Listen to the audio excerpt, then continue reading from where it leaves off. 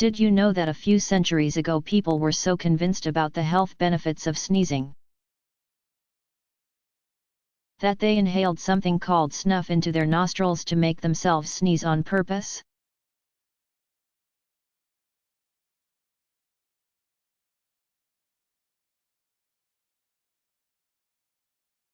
Snuff, which is flavored and scented ground tobacco, was carried around in fancy little boxes and used throughout the day to cause sneezing. Sniffing snuff reached its greatest popularity during the 18th century. Among wealthy men and women in Europe.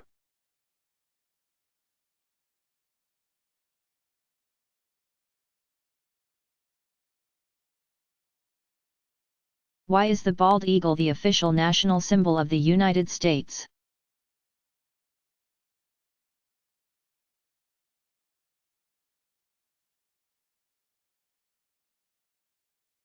In 1782, 6 years after the end of the Revolutionary War, leaders of the newly independent United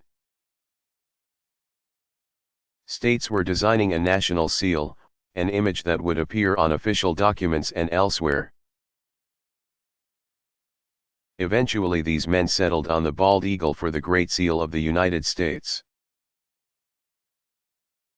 The bald eagle was chosen in part because it was believed to be found only in North America. The bald eagle was also admired for its strength, its noble appearance, and the freedom of its life spent soaring through the sky.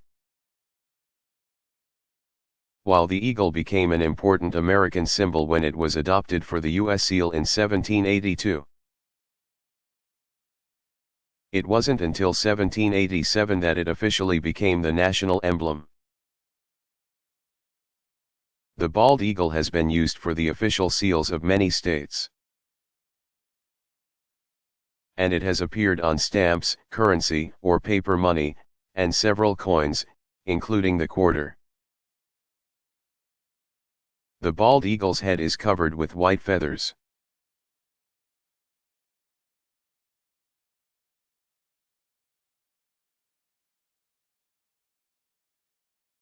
How do boats float?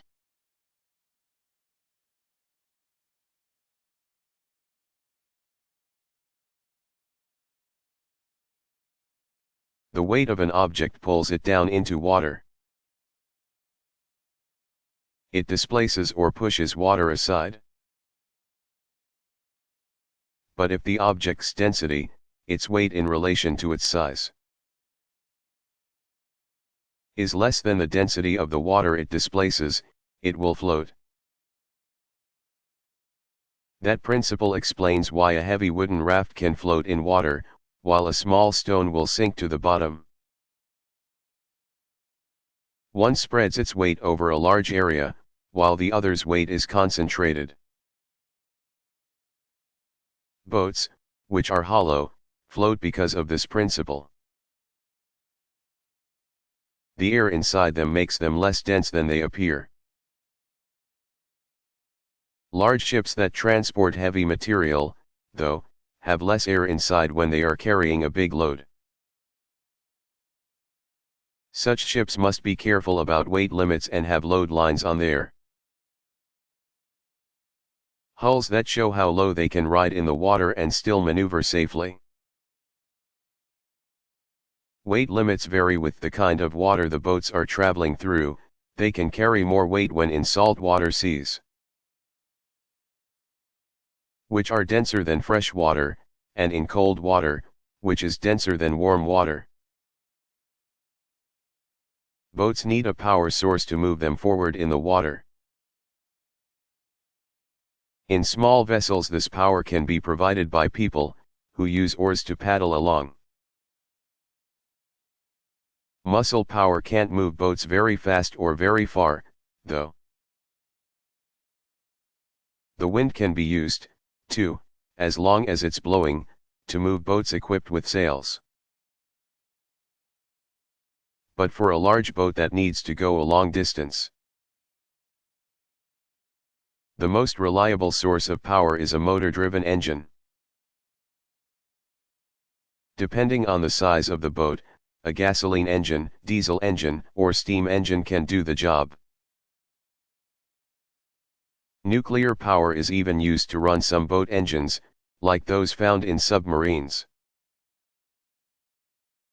Motors rotate boat propellers, which have large twisting blades that radiate around a central hub. These blades push water backwards, and the boat moves forward as the disturbed water pushes back.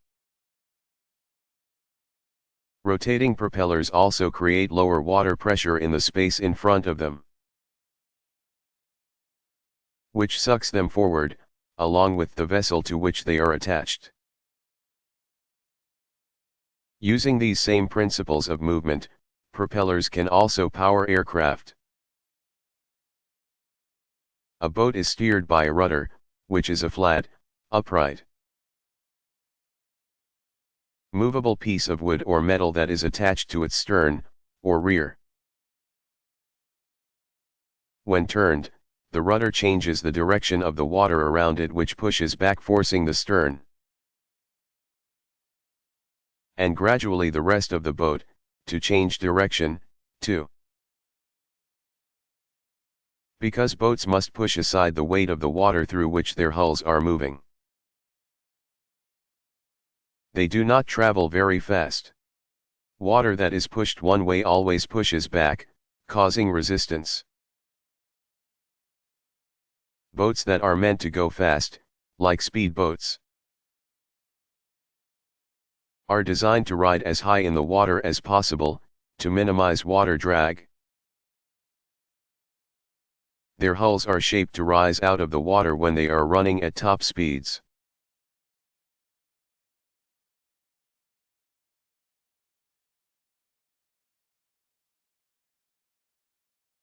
What is an uncle?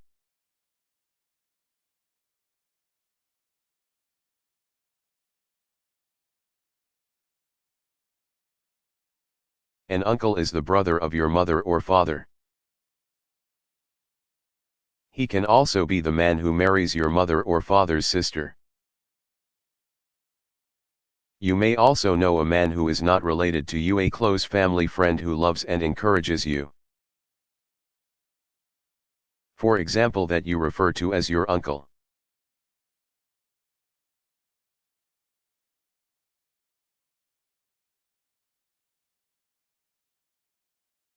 What happens when a person loses his or her voice?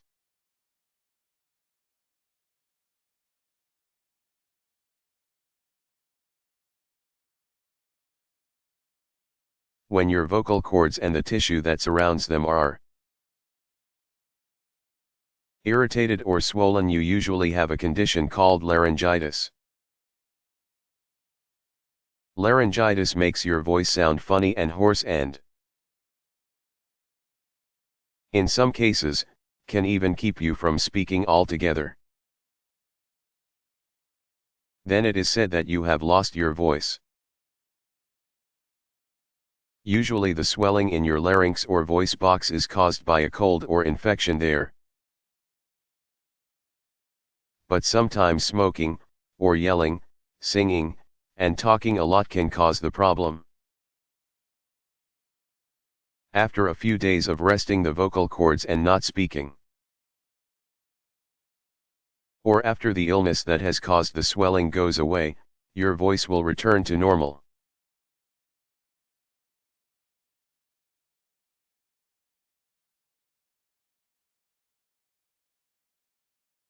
What is a food chain?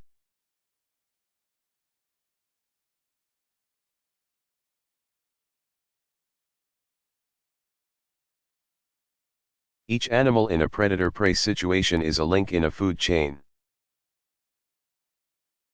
which is a way of looking at the relationships among plants and animals that guarantee the survival of all.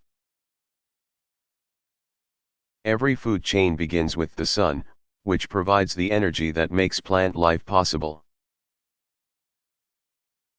The next link in the chain is a plant, which passes on the energy of the sun when it is eaten by the next link in the chain, a mouse, let's say.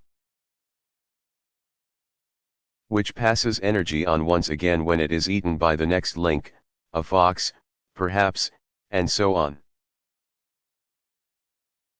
Because most plant-eating animals and most meat-eating animals have more than one food source. Many scientists look at the relationships among them as a food web, rather than a food chain. A diagram showing a food web indicates the variety of foods eaten by a rabbit as well as the many different predators for whom a rabbit is prey.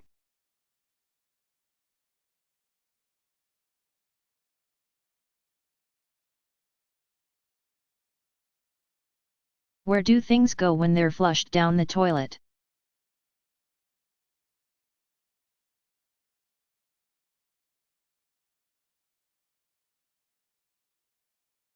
When there were far fewer people in the world, things like used water and waste were transported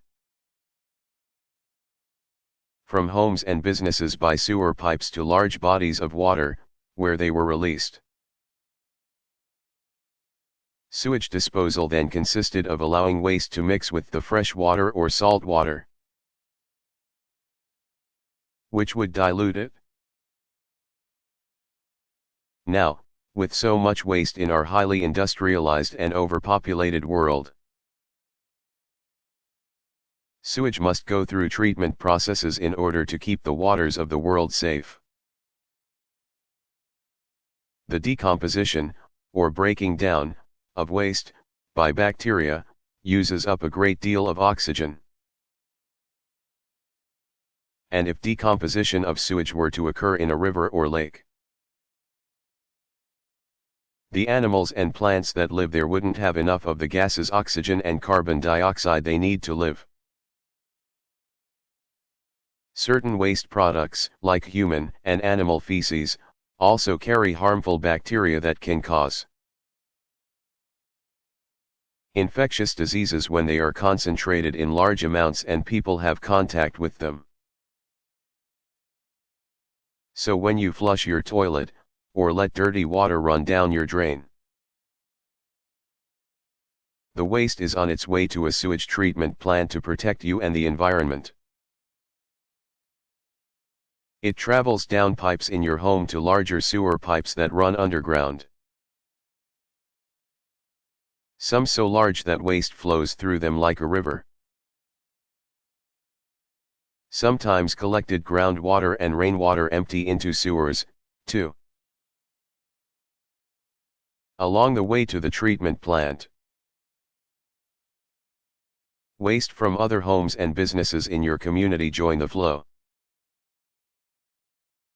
In some communities, where homes and businesses are or once were located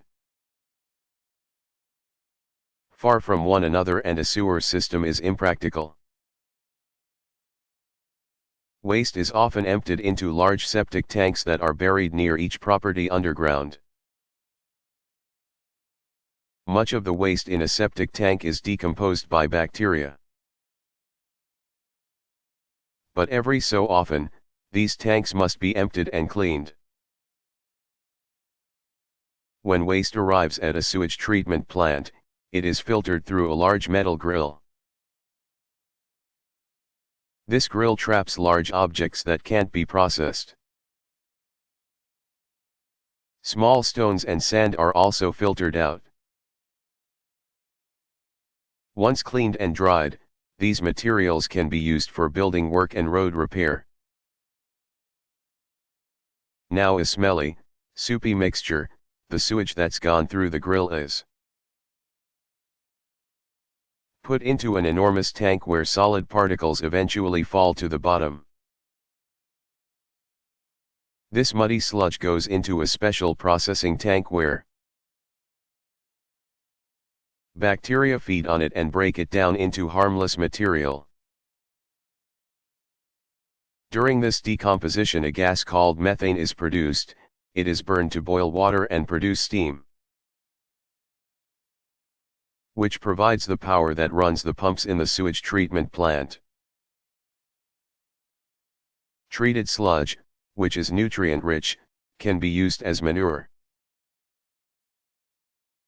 once separated from sludge in the settling tank. Waste liquid is pumped to filter beds, where it is cleaned.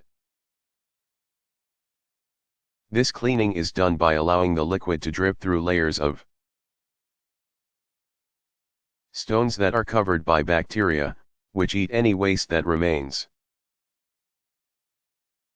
Clean water results and is pumped back into rivers, lakes, or the sea.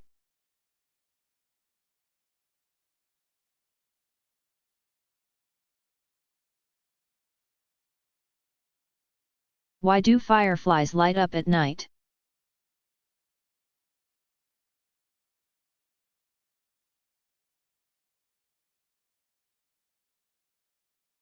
It is believed that fireflies, beetles also known as lightning bugs, flash signals to one another to show their locations in the dark and to indicate their willingness to mate. Fireflies have organs near the ends of their bodies that convert a special biochemical into flashes of heatless light.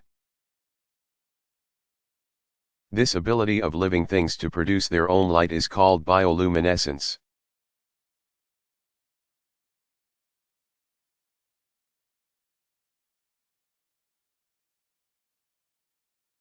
How do birds fly?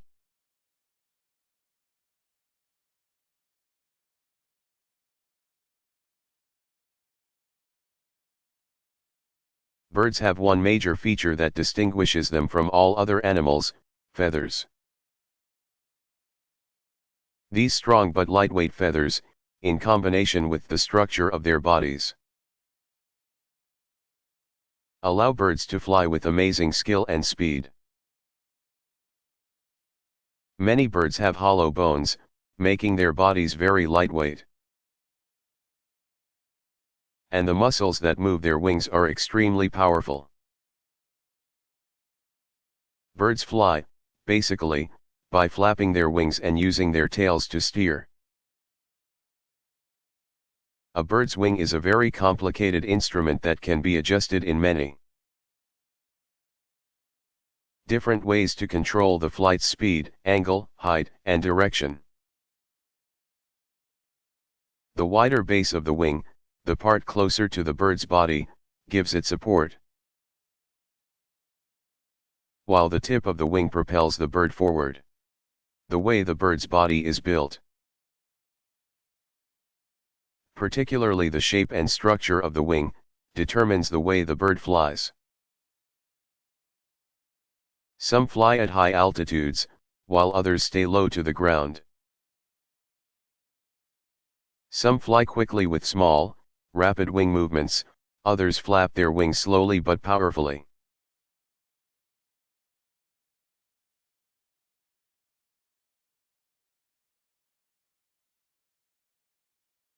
Why can't people pet the animals at the zoo?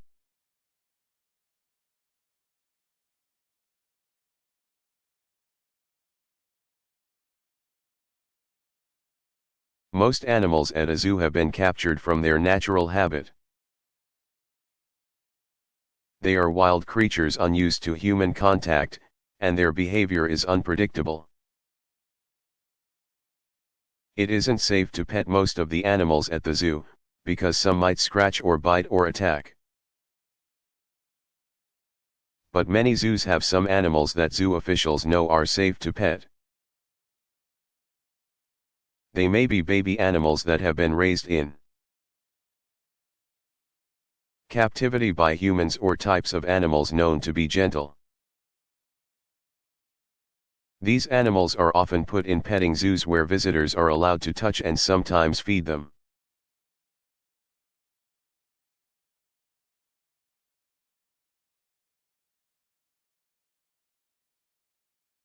What are the greenhouse effect and global warming?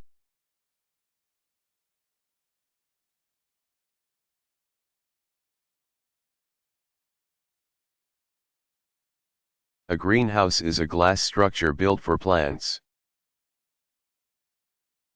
The glass walls and ceiling allow the light from the sun to enter but prevent the sun's heat from leaving. providing the kind of warm climate greenhouse plants need. Certain gases in the atmosphere act in much the same way as the glass panels of the greenhouse, letting sunlight shine through to the ground and trapping the heat produced by that light. The greenhouse effect happens naturally, without human interference. But by introducing large amounts of greenhouse gases into the atmosphere, human beings have turned a natural occurrence into a potential problem. With the industrialization of the 1800s and 1900s, the amount of greenhouse gases increased tremendously. Some greenhouse gases, like carbon dioxide, are produced by burning such fuels as coal, natural gas, and oil. The amount of carbon dioxide in the atmosphere has increased by about 25% in the last 200 years. Plants absorb some carbon dioxide, but much of it rises to the atmosphere, contributing to the greenhouse effect. Other gases that contribute to the greenhouse effect are ozone and methane. If too much heat is trapped in the atmosphere, it may eventually make Earth's climate warmer. This effect, known as global warming, may seem harmless enough. And if you live in a place with harsh winters, it might even seem like a good thing.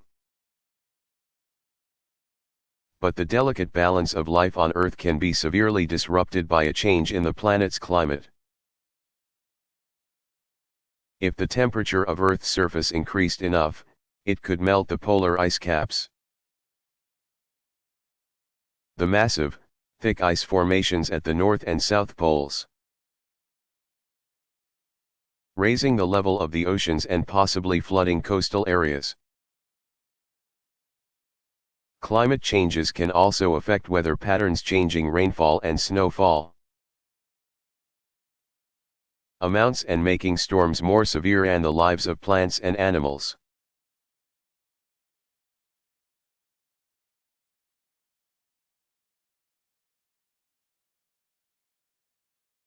Why do hugs and kisses make me feel good?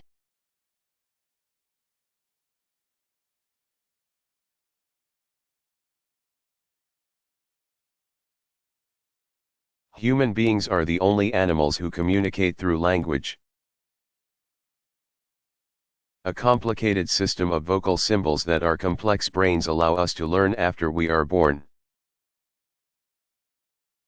But like other animals, we also communicate through our bodies and senses. Our organ of touch is our skin, covering the outside of our bodies. Nerve endings under the surface of skin give us our sense of touch. Hugging and kissing are ways to share love and caring through touch. When you were born, well before you knew language and could understand caring words, you were learning about love through your sense of touch. As a newborn, when everything was frighteningly new, you immediately experienced the comfort of touch when you were held in your mother's arms, feeling the warmth of her body and the beat of her heart. Sensations familiar to you when you were inside her womb. You were held close when you first learned about food and about how good it felt to have milk in your empty stomach. Your parents' caring hands kept you clean and dressed in dry clothes when you could not yet do those things for yourself. So, from your earliest days, you learned that someone's touch usually made you feel comfortable and safe. Loving and caring about special people in our lives is a feeling inside that is hard to describe in words. But hugs and kisses make it easy to show that love, and their message is clear. Giving hugs and kisses feels as good as getting them. Because the lips have an extra supply of nerve endings, kissing is an especially intense way to touch. The human need to share affection through touch is something we all experience throughout our lives.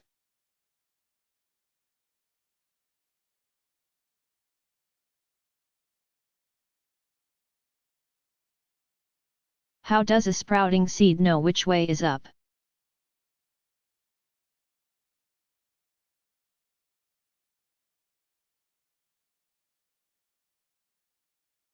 Earth's gravity is the force that guides the direction of a sprouting seed's roots and shoots. In scientific experiments where plants are put in zero-gravity environments, they grow in all directions. Roots respond to the pull of gravity, which generates from the center of Earth.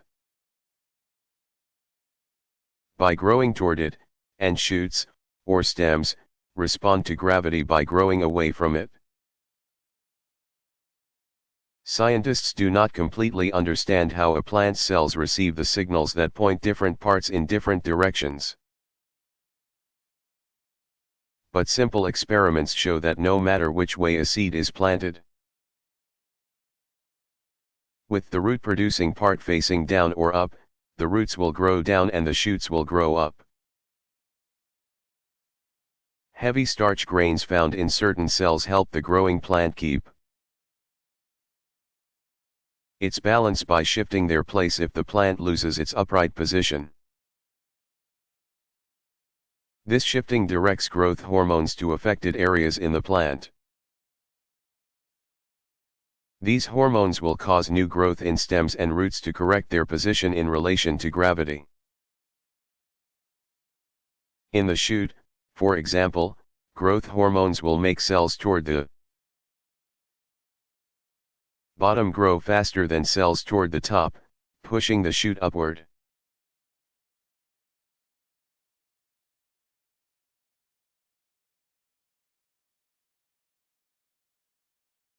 What is smog?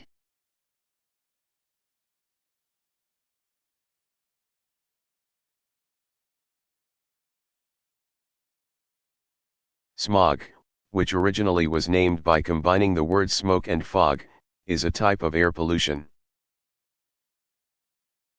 Smog was so named because it can form when moisture in the air combines with smoke particles. The smoke particles come from factories burning coal. This kind of smog has been a problem in London and other cities in Great Britain. Another kind of smog, called photochemical smog, is generally what people mean when they refer to this kind of pollution. Photochemical smog occurs when sunlight combines with the fumes from cars and factories in big cities. This combination produces a chemical reaction, resulting in gases called oxidants. When the weather conditions are right, very little wind or a layer of warm air settling on top of a layer of cool air, smog can accumulate and hover in the air. The Los Angeles, California, area is especially famous for its high levels of smog. The conditions are ripe for a smog problem in Los Angeles. There are a lot of cars producing a great deal of exhaust. The city is located in a valley, where smog tends to accumulate. And it is surrounded by mountains, which means little wind gets in to break up the smog. The oxidants produced in photochemical smog pollute the air,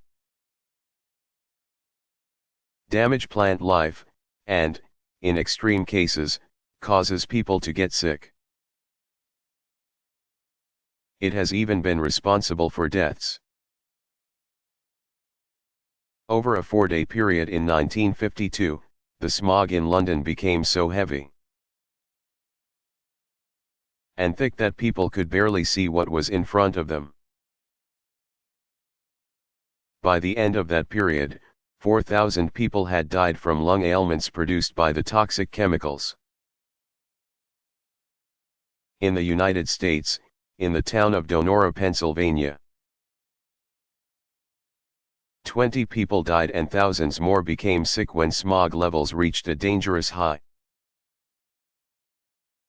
Laws attempting to reduce levels of air pollution have made some improvements. But the huge number of cars, factories, and power plants in industrialized nations like the United States continue to produce high levels of air pollution.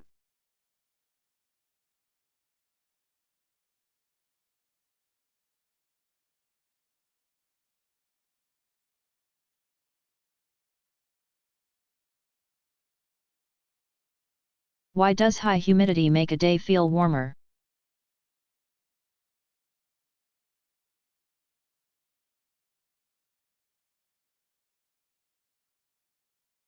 Just as the wind affects how we feel and how our bodies react to cold temperatures,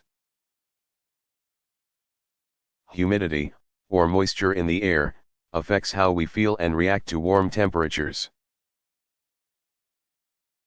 High humidity slows down the evaporation of perspiration, or sweat, which our bodies produce to cool off.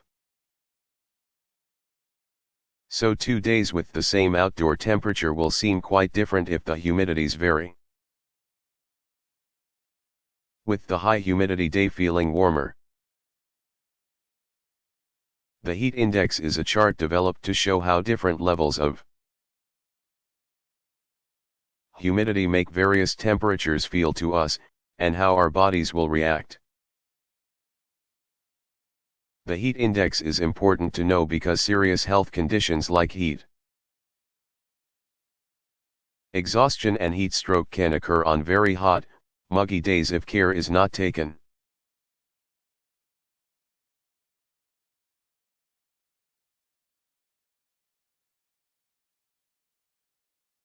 What is the IQ?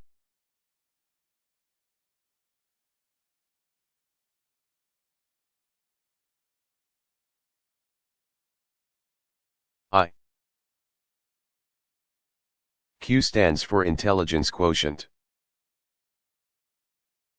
and it is supposed to be a measurement of how naturally intelligent a person is.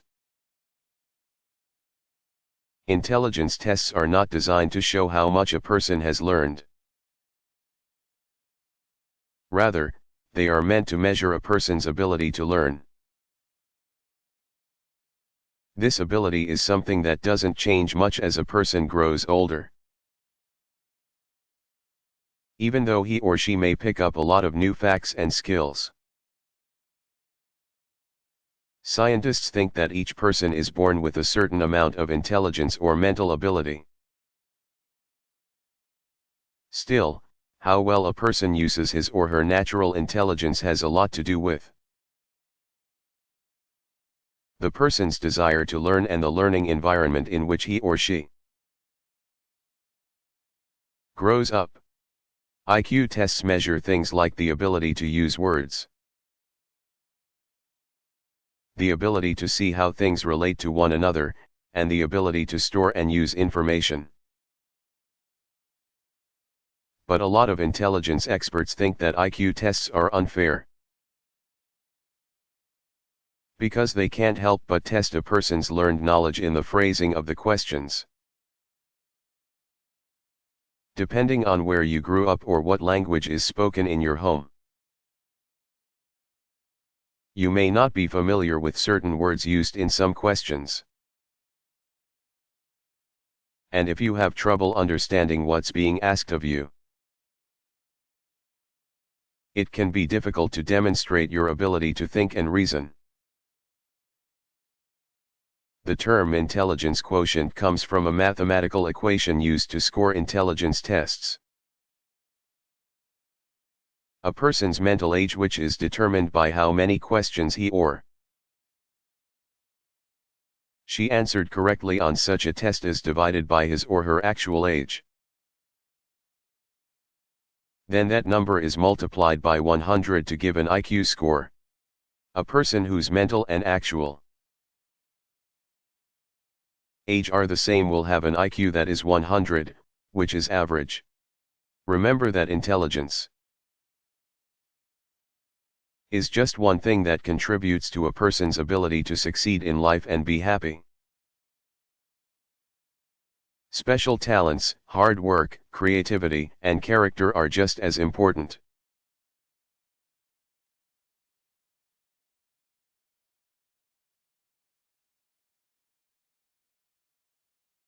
What can be done to minimize pollution?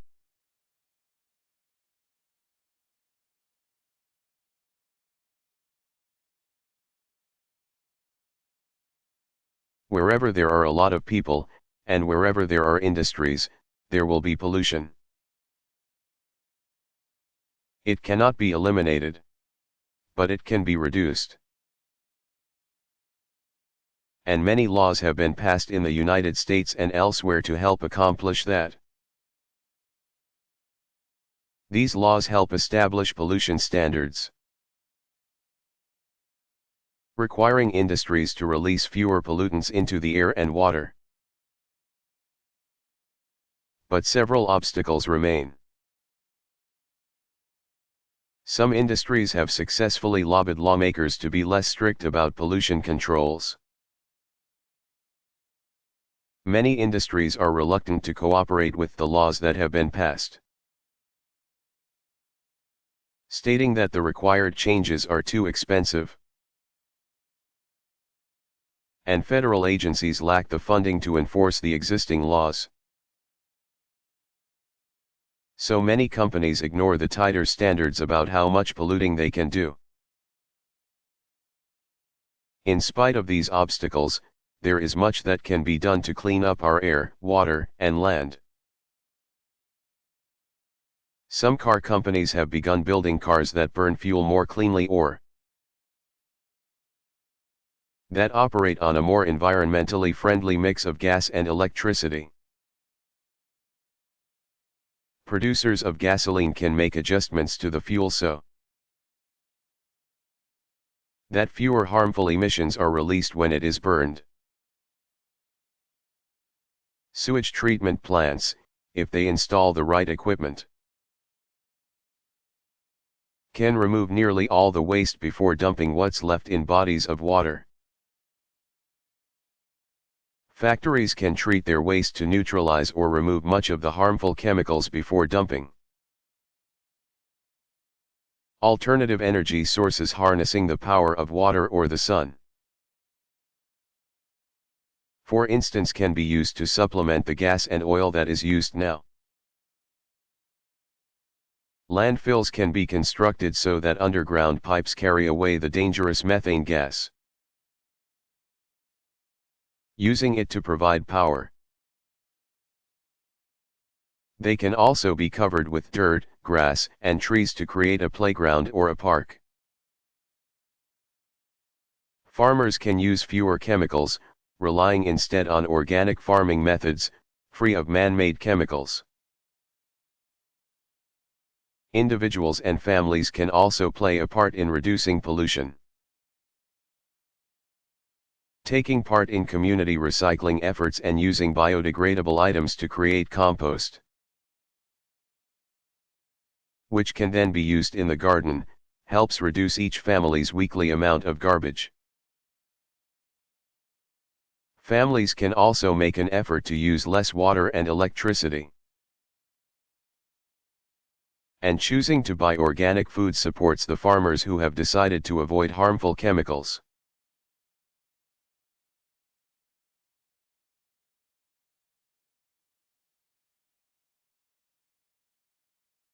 How high can birds fly?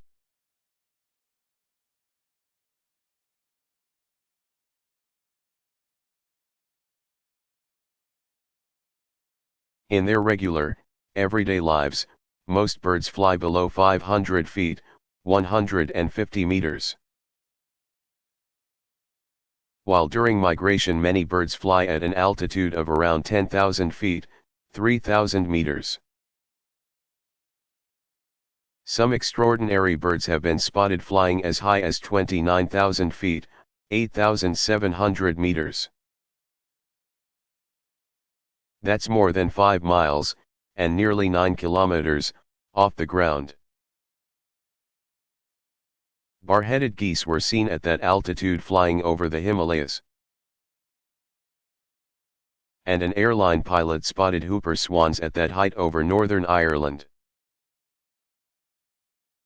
Migrating birds know not only what direction to fly in, but how best to get there. They seek the altitude that allows them to fly most efficiently, rising high where the wind is fastest when it's behind them, and staying low to use trees and buildings to block the wind when it's coming at them.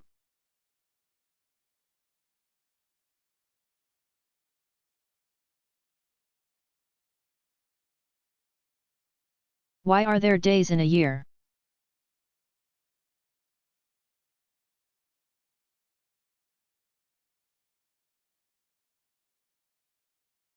A long time ago, thousands of years, in some cases.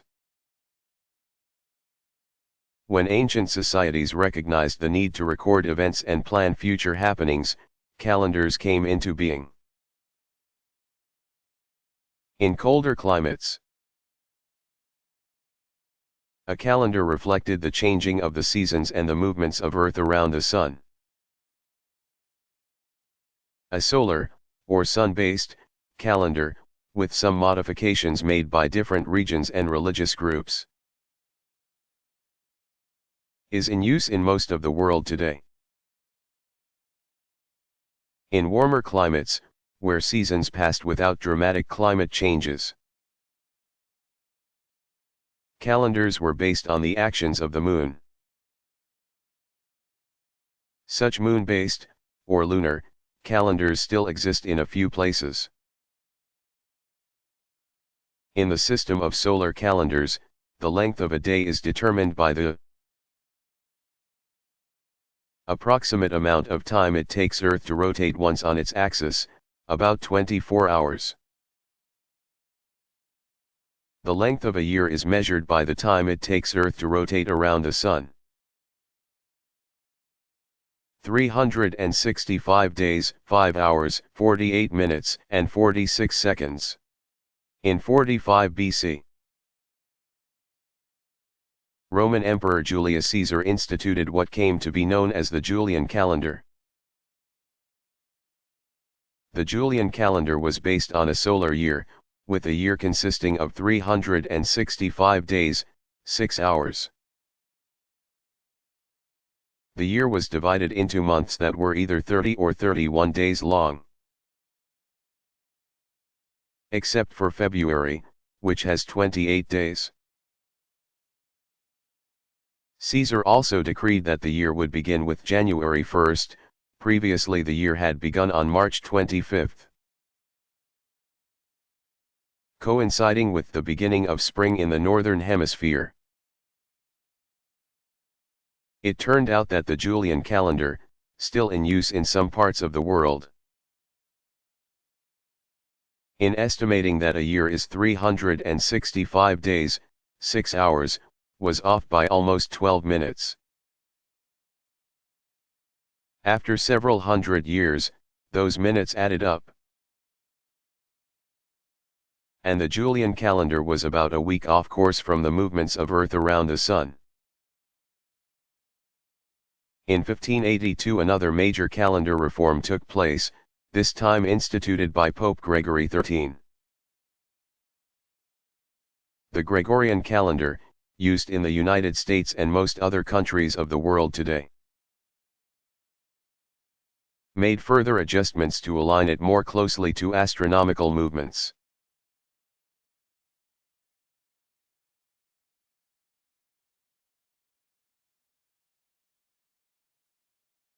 What do the patches on the uniforms of soldiers mean?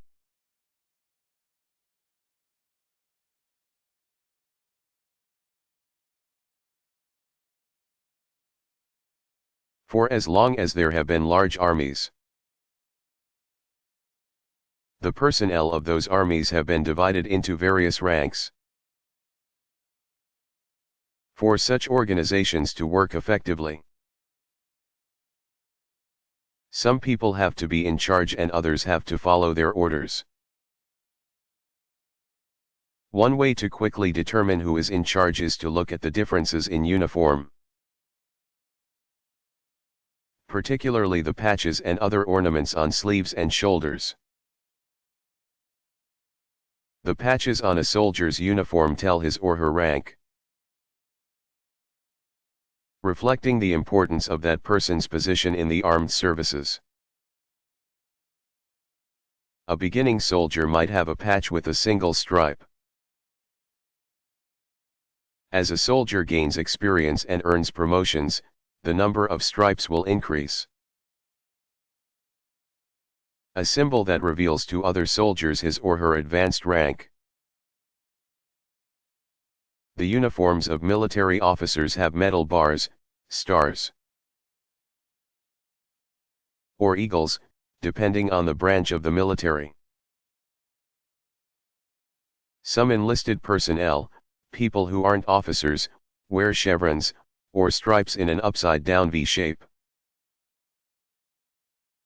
Some of the medals and patches on a soldier's uniform also symbolize accomplishments, with medals honoring acts of bravery and outstanding service.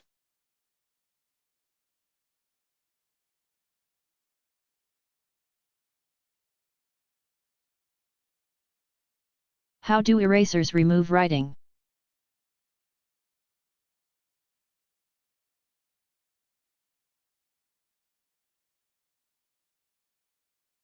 When you write with a pencil, you are rubbing its lead across a surface, usually paper, leaving marks.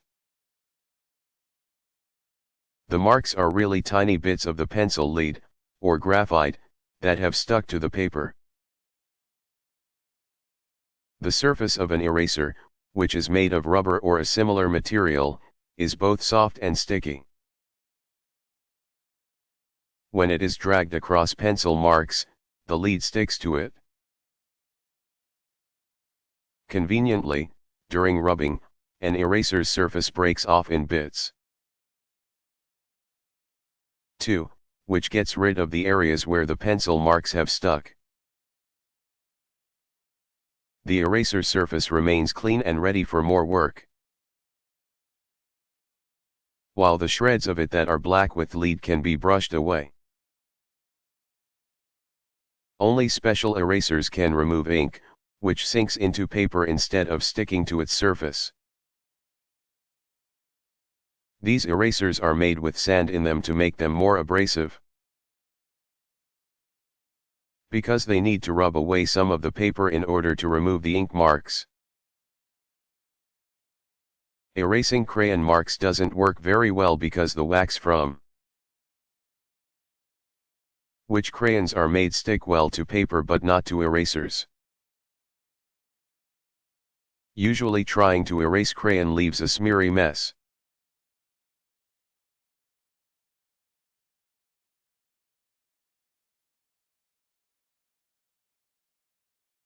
How much of Earth's surface is covered by water?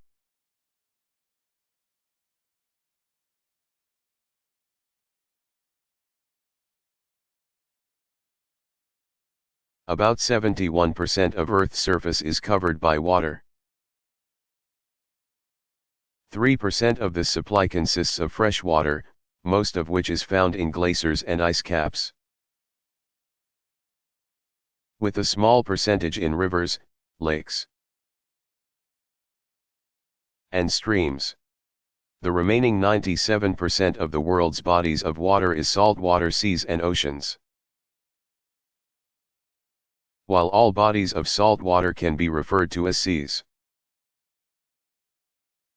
Technically, a sea is different from an ocean because it is smaller and at least somewhat surrounded by land.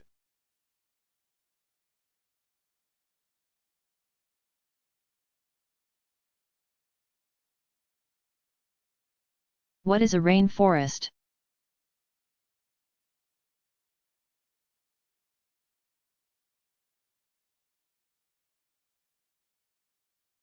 Rainforests are thick forests of trees and other plants,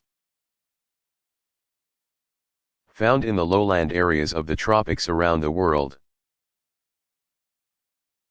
Rainforests exist in parts of Australia, Indochina, India, the Malay Peninsula, the East Indies, in Central and West Africa, and in Central and South America. Unlike forests in many other parts of the world, which have been affected by global climate changes like the Ice Age,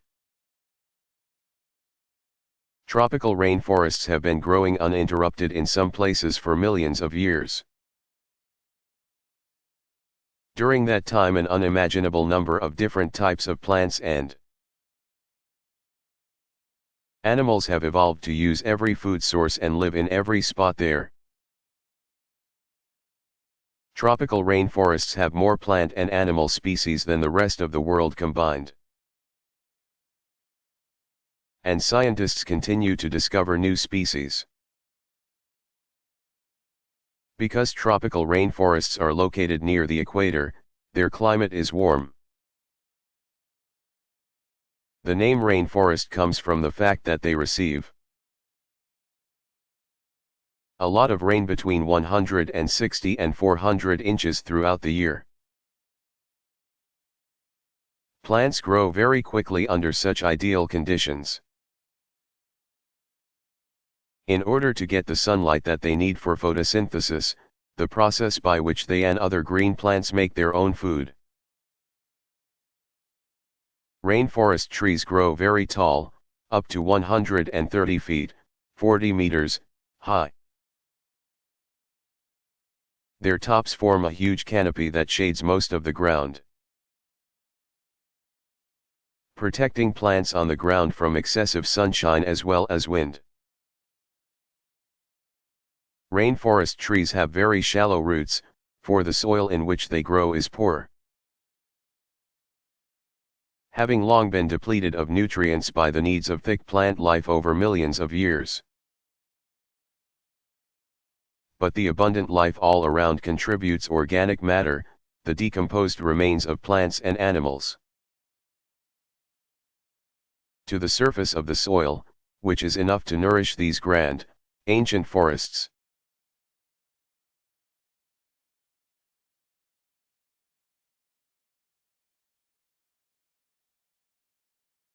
What is the difference between a fruit and a vegetable?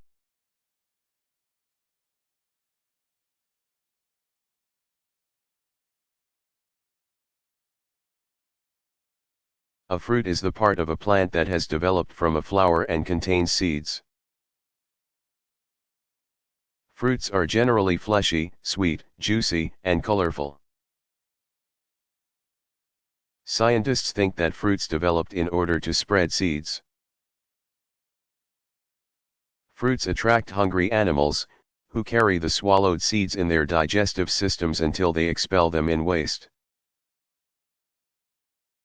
Far from the plants on which the fruits grew. Many of the plant foods that we think of as vegetables because they are not particularly sweet are really fruits, because they contain seeds. Tomatoes, peppers, pumpkins, and even nuts are all technically fruits. Fruits are divided into 4 types: fruits with seeds embedded in their flesh. Like oranges and watermelons, fruits with pits or stones inside, like cherries or peaches, fruits with seeds in a central core. Like apples and pears, and dry fruits, like nuts, grains, beans, and peas. Dry fruits are the seeds themselves. You can eat sweet peas or fava beans. Or you can plant them in the ground to grow more. Vegetables are simply other parts of plants that are eaten, like roots, stems, and leaves.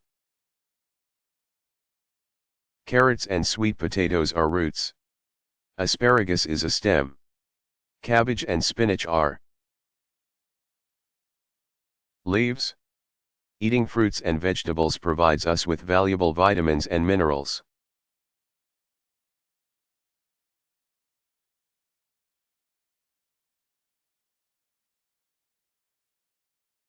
Why do people cry when someone dies?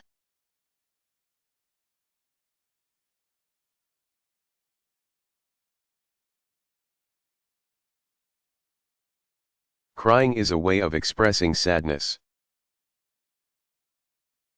It helps people who have lost someone close to them to express their grief and sorrow. Talking about the dead person also helps. People cry because they will never again see the person who has died, and they know they will miss that person. If the death is unexpected, the tears may also be caused by feelings of shock and anger. During the period immediately following a person's death, when the loss of that loved one is felt most sharply, grieving people are not comforted by the fact that dying is a natural and necessary process that happens to all living things. As time passes, however, they begin to accept the loss of their loved one, and the pain of that loss becomes easier to bear. Thinking of the person after some time has passed brings less sadness and maybe even some pleasure, as good times with the loved one are remembered.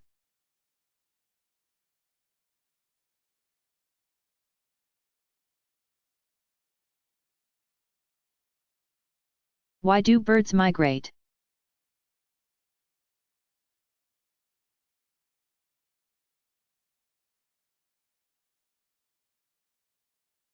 Many species of birds spend part of the year, the warmer months, in northern regions, and then migrate south when the weather starts to get cold. Birds follow this southward path primarily in search of an abundant, accessible food supply. Birds use up the energy they get from food very quickly, and they need to eat often. So when the ground begins to freeze and food supplies, particularly insects, are harder to find, many birds head south. Birds that spend a lot of time in water, ducks and geese, for example, have an additional reason to migrate. The northern lakes and ponds where they live freeze over in the winter. Migrating birds spend the winter months in the warmer, southern climate. And as spring returns to the north, so do migrating birds.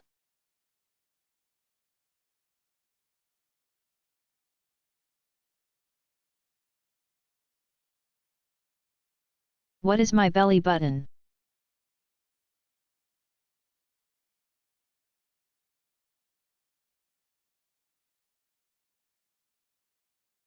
Your belly button, or navel, is a scar where your umbilical cord once was.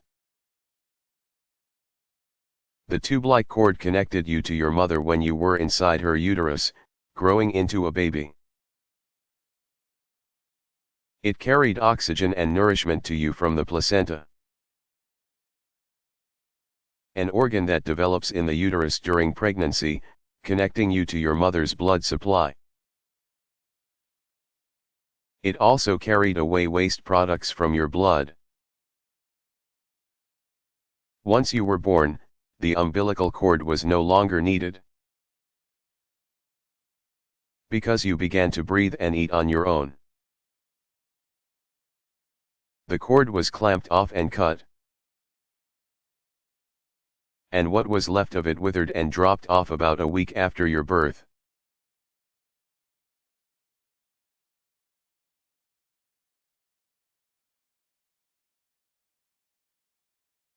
What is the biggest bone in my body?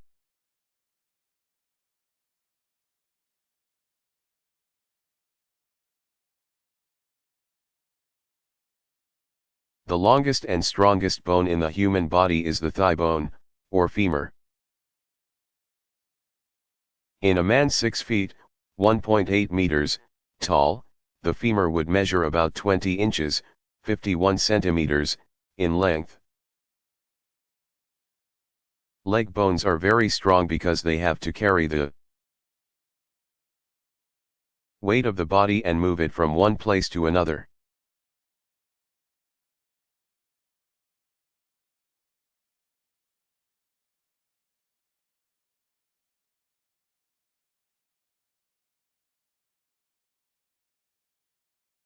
What is a wildflower?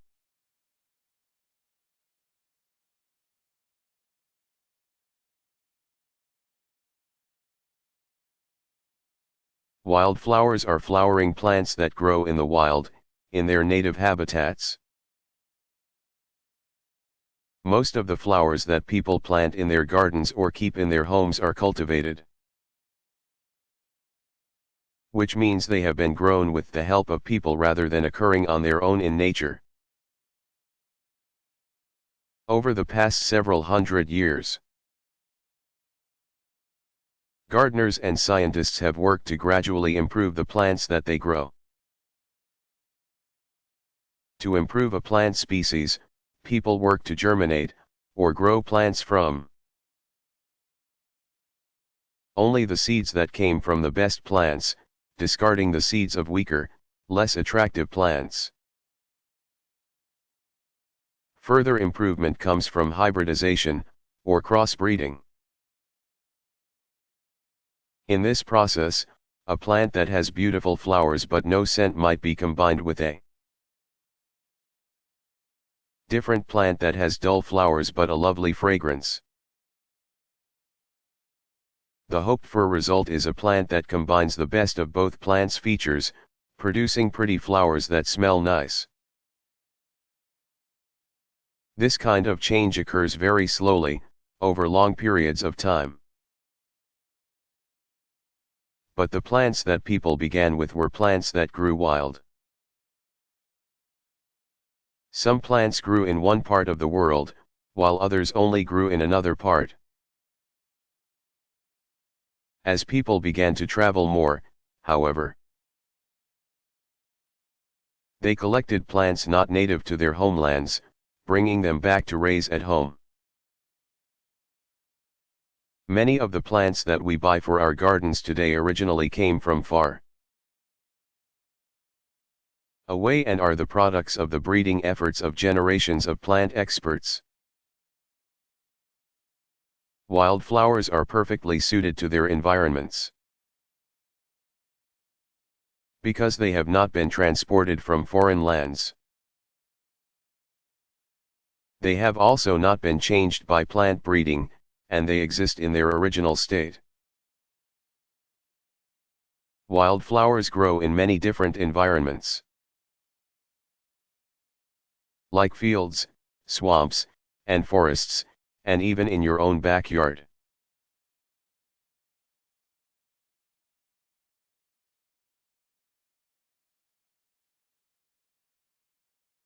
Where do rivers come from?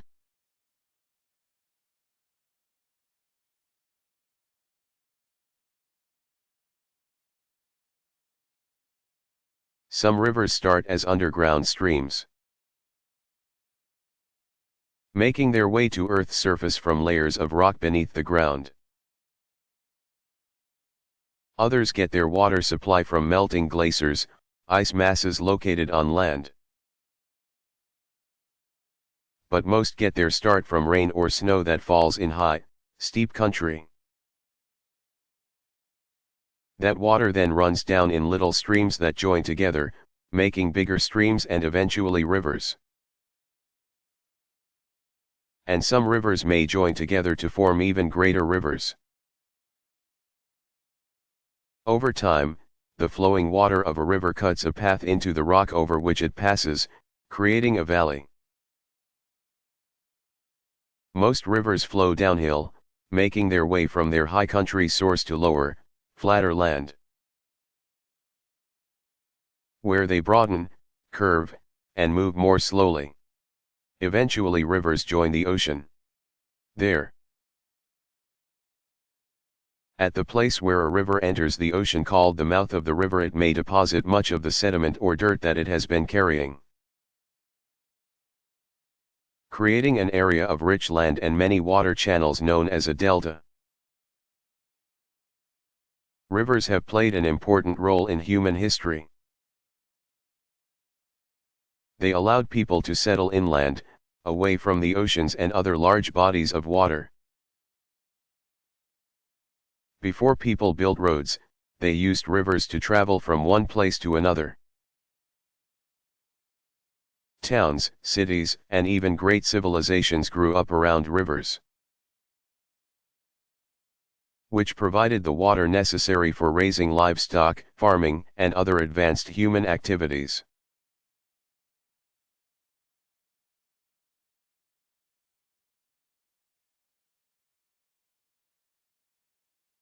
How was the universe created?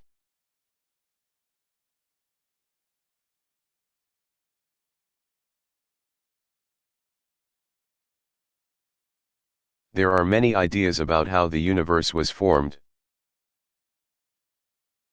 The most popular one is called the Big Bang Theory. It is thought that at the beginning of time, all the matter and energy in the universe was concentrated in a very small space or volume that exploded. Eventually, the matter left over from the explosion formed galaxies. Within those galaxies came to be stars, one of which is our Sun. And planets, including those in our solar system. The universe as we know it continues to expand, moving away from the center of the Big Bang.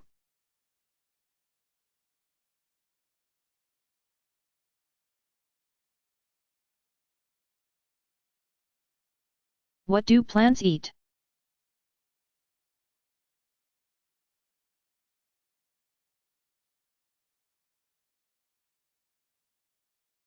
Plants really don't eat in the way that animals eat.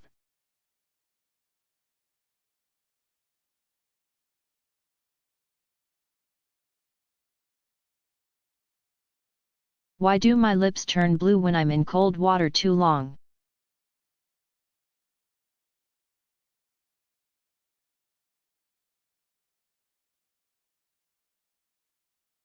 Your red, fleshy lips are full of blood vessels. When you are in cold surroundings, the blood vessels in your skin become narrower. This narrowing reduces the amount of heat lost through your skin, and channels more blood to the internal organs that run your body. When the blood vessels in your skin contract, it loses its usual pinkish color, a color that comes from the regular supply of red blood flowing through it, and you appear pale. Your lips lose their rosy color, too. You resemble a person who has cyanosis, a condition caused by a lack of oxygen in the blood that makes the lips and skin appear blue or gray. Even though you have enough oxygen in your blood when you are in cold water, most of that blood is directed inward. After you leave the water and warm up, your blood begins to circulate normally through your skin again, and your red lip color returns.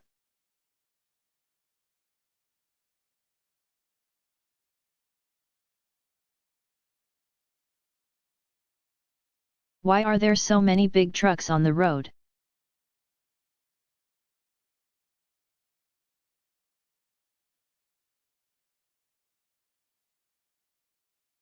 The purpose of most trucks is to transport goods. Trucks carry materials and parts for manufacturing, finished goods, and food items from the places where they are produced to the places where they are needed. Everything that you see in a store got there by truck. No wonder there are so many trucks on the road. The bigger the truck, the more goods it can carry during a single trip. But for safety reasons, the length of trucks as well as the amount of weight that they are allowed to carry is often regulated. Even things produced overseas eventually make their way to you by truck. Either flown over by cargo plane or shipped by boat. The goods eventually make their way into trucks as they start their overland journey. Not too long ago, though, most goods were transported especially over long distances by railroad. Some still are. But trucks gradually took over the job as roadways expanded and improved. Trucks were preferable because they could take goods directly to their destinations while trains could only travel between stations. When you look at how many abandoned railroad yards and tracks there are around the country, it helps you realize the important role they once played in transporting goods.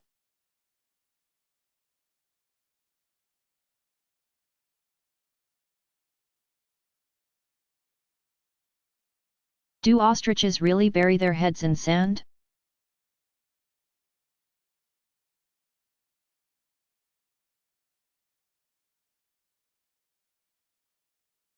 This supposed ostrich behavior has been referred to countless times in warning people not to bury their heads in the sand and ignore their problems. But the fact is that ostriches do not bury their heads in sand when danger approaches. They kick up their heels and run. Sometimes, to avoid being seen by nearby predators. The very tall ostrich will lie down and stretch its neck out on the ground. This behavior may have been spotted and misunderstood by people who began the tale of an ostrich burying its head in the sand. Ostriches also occasionally nibble on small pebbles or sand, a behavior that may give an observer the impression that they are trying to burrow into the sand.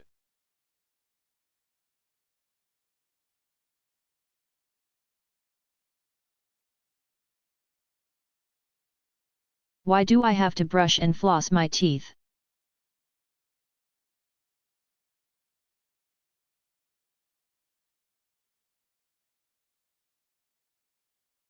Brushing and flossing your teeth is critical to keeping them healthy and free from decay. With good dental habits, you can have your teeth for a lifetime. Because your mouth is dark, wet, and warm, it is a perfect place for germs like bacteria to grow, feeding on bits of old food. Removing food from your teeth after eating is a good way to limit the amount of tooth-damaging germs in your mouth. Because most food particles stick between your teeth and at the spot where your gums and teeth meet. Keeping those places clean is especially important. Just scrubbing with a toothbrush usually can't do this, so dental floss should be used, too. When bacteria break down certain foods in your mouth, they form an acid that dissolves the hard outer covering, enamel, of teeth. Over time a small hole, or cavity, may form on a tooth, allowing bacteria to travel farther inside. A dentist usually uses a filling made of metal or plastic to fill in the cavity and stop the decay. But if not caught and treated early, decay may spread, reaching tooth roots and nerves and causing pain and infection. When a tooth becomes too damaged, it may fall out or a dentist may have to remove it.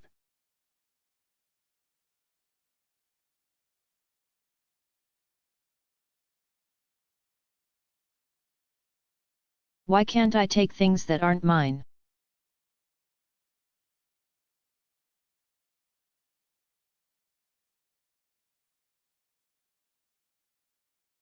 People can only get along together when they show care and respect for each other. Likewise, people must show care and respect for the property of others.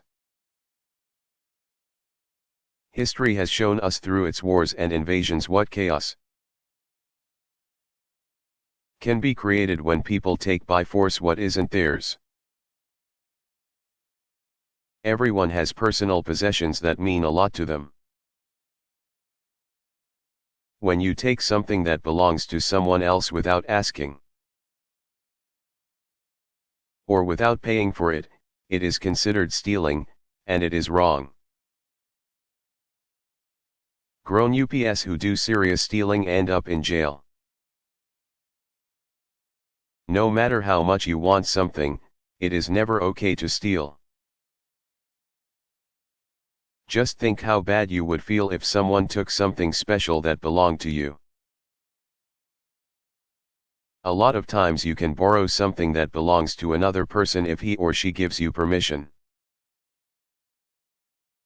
Take good care of the item, then, and don't forget to return it. Also be prepared to replace the item if you lose or ruin it.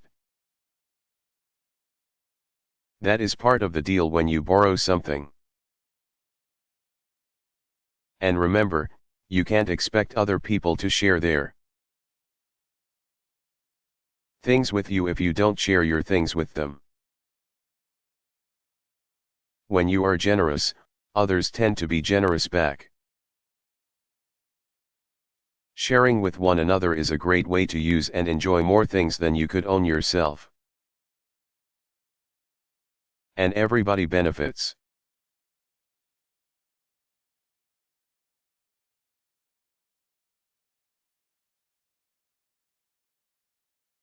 Why is the Statue of Liberty such an important symbol of the United States?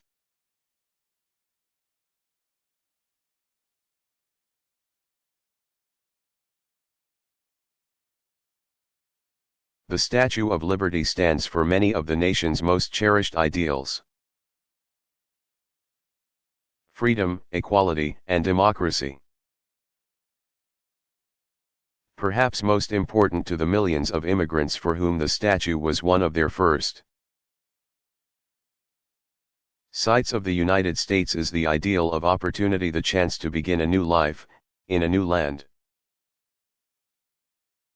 While their lives in the United States were frequently difficult, for millions of immigrants, America offered the chance to escape from grinding poverty and abusive governments in other lands. Standing in the midst of New York Harbor, the point of entry into the United States for so many immigrants arriving on ships from other countries, the Statue of Liberty has been a powerful symbol of opportunity for more than 100 years. A poem called The New Colossus, written by Emma Lazarus, was mounted on the statue's pedestal in the early 1900s. Its famous lines include these words that Lazarus imagined Lady Liberty to be saying: "Give me your tired,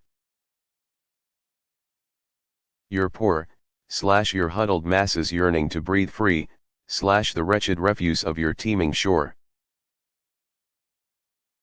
Send these, the homeless, tempest-tossed to me, I lift my lamp beside the golden door."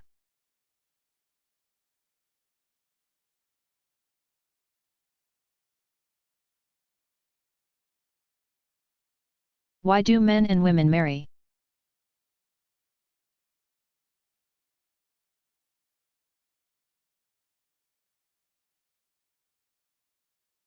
Throughout the centuries and in different parts of the world, men and women have married for a variety of reasons.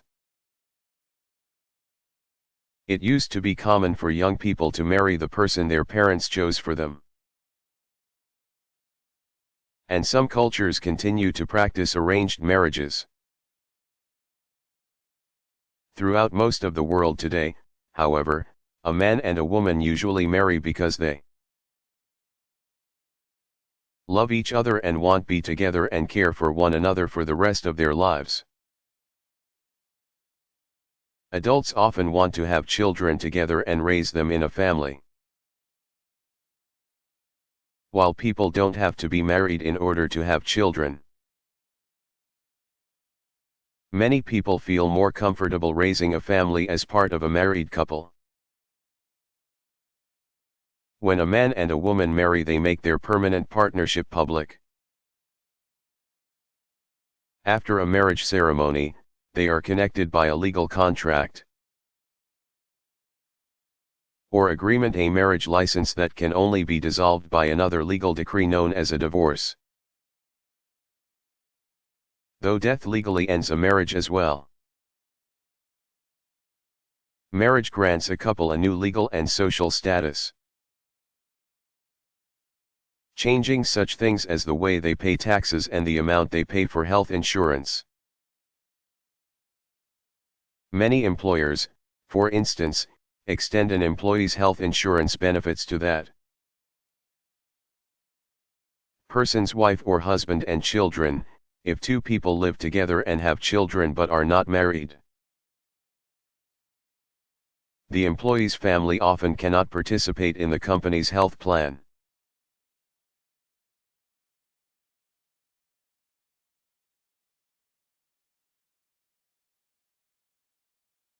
Who is God?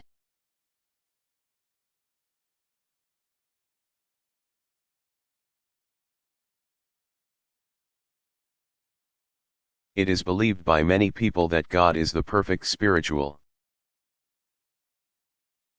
being who has always existed and who created everything.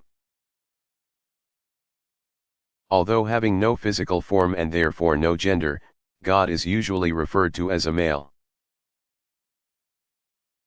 Believers feel that God made the universe and all that is in it. God is thought by many to be all-knowing and all-powerful. In many religions, it is thought that the souls of people who have led good lives on earth join God after they die. While many of the world's most widely practiced religions, Christianity, Islam,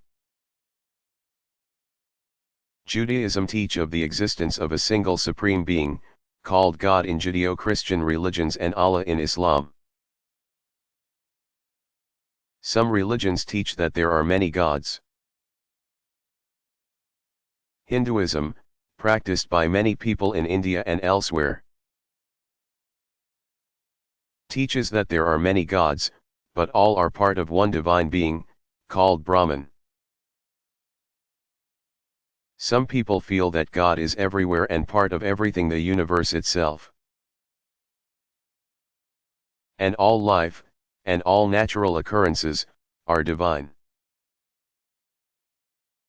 Others, called atheists, do not believe a supreme being exists in any form.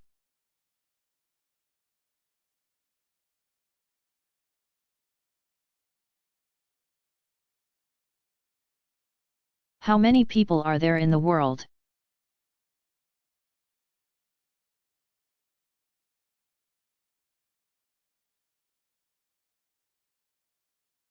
The ancient Romans ruled much of the known world around AD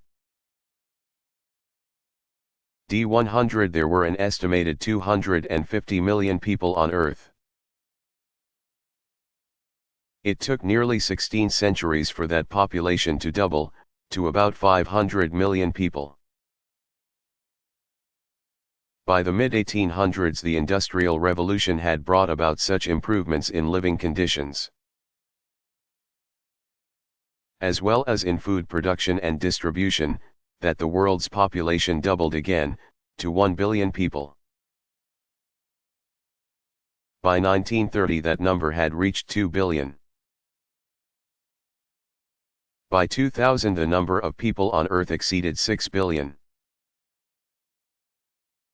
The world's population is increasing as never before, due to scientific advances in medicine and technology, and continued improvements in healthcare, living conditions, and food production around the world. Most countries no longer have the high death rates that were once unavoidable because of hunger and disease. and high birth rates continue in many parts of the world, contributing to our rapid population growth.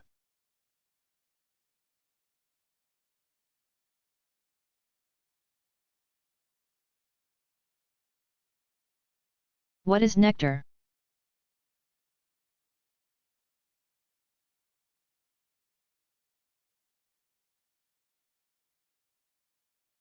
Nectar is a sweet liquid made in special glands called nectaries in flowering plants.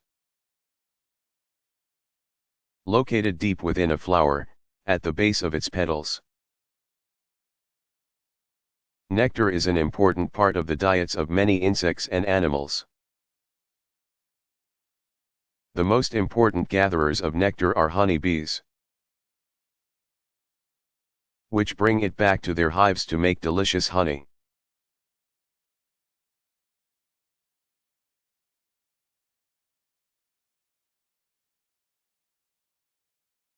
How are islands made?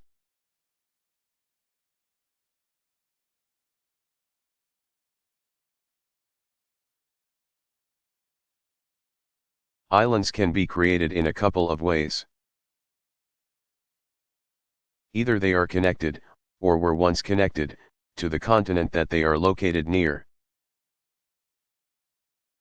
Or they arise through the ocean floor during volcanic activity or other disturbances in Earth's crust. A continental island as the first kind is called maybe a high part of the continental margin or extension of land that is usually present underwater along a coastline, or may have been separated from its parent continent by a watery passageway carved out by the sea. Great Britain and Japan are examples of continental islands. The islands of Hawaii, on the other hand, are examples of oceanic islands. Because they were formed by volcanic activity on the floor of the Pacific Ocean some 40 million years ago.